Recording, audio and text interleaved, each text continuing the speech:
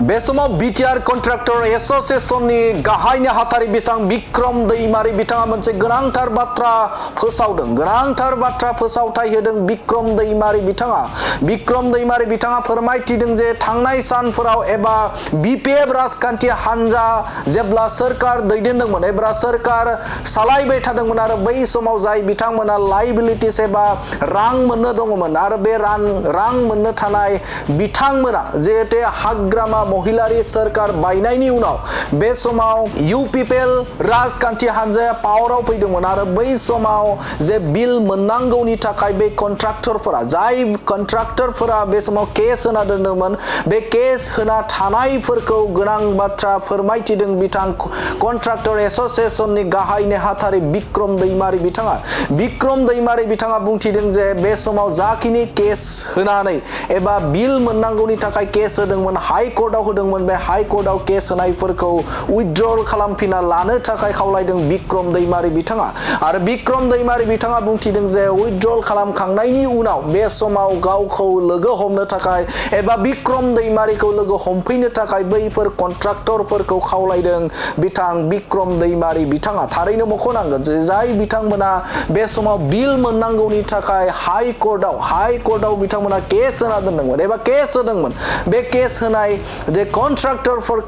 कन्ट्राक्टरफोरखौ केसखौ withdraw खालामना लाफिननो थाखाय खावलायदों बिक्रम दैमारी बिथाङा खौरां मेलनि गेजेरजों बिथाङा खावलायथिदों जे बे समाव हाई कमान्डनिफ्राय एबा हाग्रामा महिलारी बिथांनिफ्राय मोनसे फोसावथाय होदों जे बे समाव जाय बिथांमोना लायबिलिटिस एबा बे समाव रां मोननो दं बे रां मोननो थानाय एबा बिल मोननो थानाय कन्ट्राक्टरफोरा बिल मोननांगौनि थाखाय बे समाव हाई कोर्टआव केस होना दोनदोंमोन बे केस होनाय गासैखौबो उइथड्रल खालामफिननानै बे समाव बिक्रम दैमारीखौ लोगो हमफैनो थाखाय खावलायथिदों बिथां बिक्रम दैमारी बिथाङा आरो बिथाङा बुंथिदों जे बे समाव जाखिनि बिल बिथांमोननो होनांगौ एबा लायबिलिटिसफोरखौ होनांगौ बेखौ जोङो होनायनि थाखाय लिस्ट बानायबाय थादों आरो बे लिस्ट थ्रयै होनाय जागोनखौ फोरमायथिदों मानोना बे समाव हाग्रामा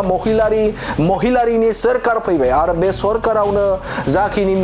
बिल मोननो दङ बे बिल मोननो थानायफोरखौ होफुंनो थाखाय थिरांथा लादोंखौ फोरमायथिदों बिथां बिक्रम दैमारी बिथाङा गिबियाव नोंथांमोनखौ आङो हामबाय होनदों नोंथांमोननि निउस चेनेलनि गेजेरजों बिटिसि हालामाव थानाय जेसेबां कन्ट्रेक्टरफोर दङ बिथांमोननि थाखाय मोनसे खौरां आं फोरमायहरनो गोसो जादों गोजौनिफ्राय अर्डार मोननाय बायदि जायफ्रा थांनाय सरकाराव बिल मोननो थाखाय हाई कोर्टनि साहारा लानानै केस होनायजों बिल मोननो हास्थायदोंमोन बिथांमोना जिहेतु दा बर्तमान हाग्रामा महिलारी सारा सरकाराव फैबाय बिनिखायनो आङो बुंनो सानदों जायफ्रा हाई कोर्ट होनानै बिल मोननो नाजादोंमोन बिथांमोना गासैबो हाई कोर्टनि केसफोरखौ दैखांनानै लाफिननो थाखाय आं खावलायहरदों खस्थ' खालामनानै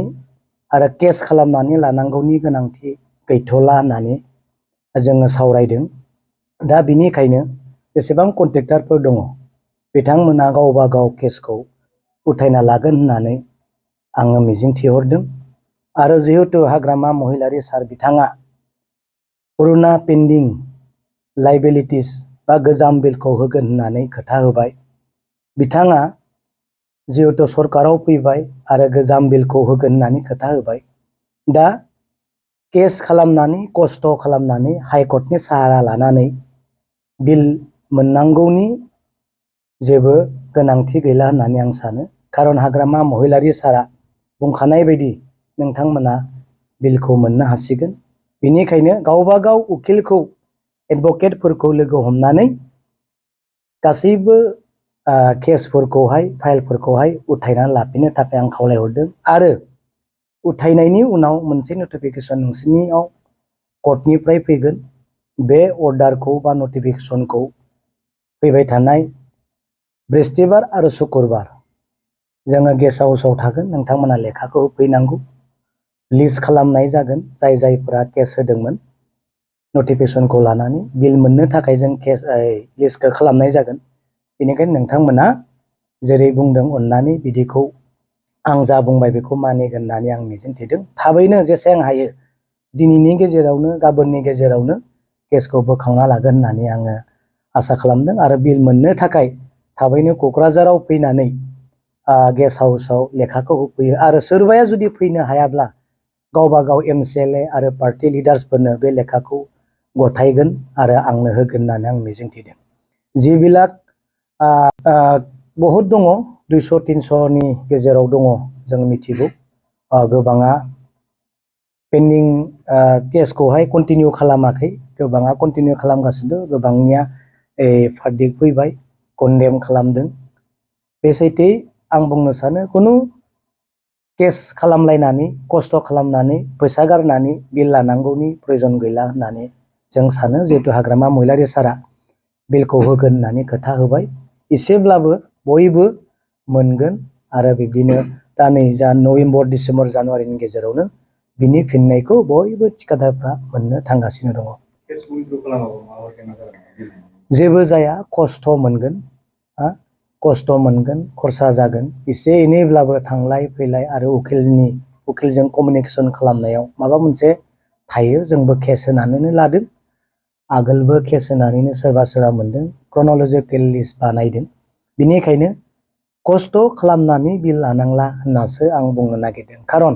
हाग्रामा महिलारि सारा फैखाबाय गावनिनो सरकारनि समाव थालांनाय बे बिलफोरखौ होगोन होननानै सारा खोथा होबाय बेखौनो मानिनानै बयबो केसखौ उथायनानै जमा होफैनो थाखायसो आं खावलायगोन।